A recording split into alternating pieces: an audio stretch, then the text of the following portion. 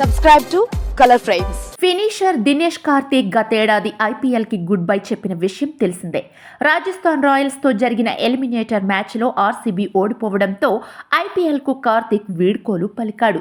చెమర్చిన కళ్ళు, భారమైన హృదయంతో డీకే ఆర్సీబీని వేడటం మనం చూసాం. మ్యాచ్ అనంతరం ఆర్సీబీ ఆటగాళ్లు డీకేకి గార్డ్ ఆఫ్ హానర్ ఇచ్చి సత్కరించారు. ఇది జరిగిన కొన్ని రోజులకే డీకే అధికారికంగా తన రిటైర్మెంట్ ప్రకటించాడు. నిజానికి రాయల్ ఛాలెంజర్స్ బెంగళూరుకు ఆడుతున్న సమయంలో ఐపీఎల్ ట్రోఫీని ముద్దాడాలని కార్తీక్ ఆశించాడు. కానీ అతడి కలలు నెరవేరలేదు. ఇప్పుడు వచ్చే సీజన్లో కార్తీక్ లేని లోటు ఖచ్చితంగా ఆ జట్టులో కనిపిస్తోంది. ముఖ్యంగా కోహ్లీ డీకేని చాలా మిస్ అవుతాడు. ఎందుకంటే కార్తీక్ అత్యంత నమ్మకమైన ఫినిషర్. చాలాసార్లు జట్టును క్లిష్ట పరిస్థితుల నుండి కాపాడాడు.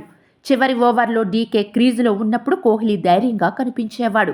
అంతెందుకు, గత ఐపీఎల్ సీజన్లోనే డీకే వెళ్తూ మర్చిపోలేని ఇన్నింగ్స్ ఆడాడు.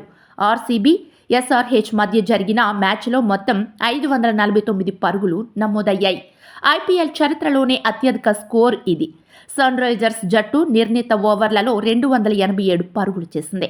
కానీ ఆ మ్యాచ్లో ఆర్సీబీ విజయం సాధించినప్పటికీ దినేష్ కార్తీక్ వీర విహారం చేసి కొద్దిసేపు సన్ రైజర్స్ హైదరాబాద్ జట్టులో ఓటమి భయాన్ని కల్పించాడు.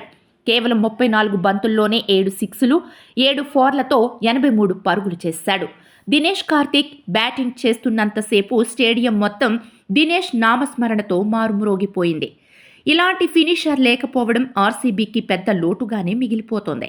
2008 నుండి 2024 వరకు మొత్తం 17 సీజన్లు ఆడిన అతి కొద్ది మంది ఆటగాళ్లలో దినేష్ కార్తీక్ ఒకడు. అతను తన కెరీర్లో 6 వేర్వేరు జట్లకు ఆడాడు. కానీ తన ఐపీఎల్ కెరీర్ మాత్రం ఢిల్లీ డేర్ డెవిల్స్తో మొదలైంది. కెరీర్లో Mumbai Indians, Punjab Kings, Gujarat Lions, Kolkata night riders, RCB తరఫున ఆడాడు. కోల్కతాకు కెప్టెన్గా కూడా వ్యవహరించాడు. దినేష్ కార్తీక్ ఐపీఎల్లో 257 మ్యాచ్ల్లో 4842 పరుగులు చేశాడు. ఇందులో 22 అర్ధ సెంచరీలు ఉన్నాయి. అతని అత్యధిక స్కోరు 97.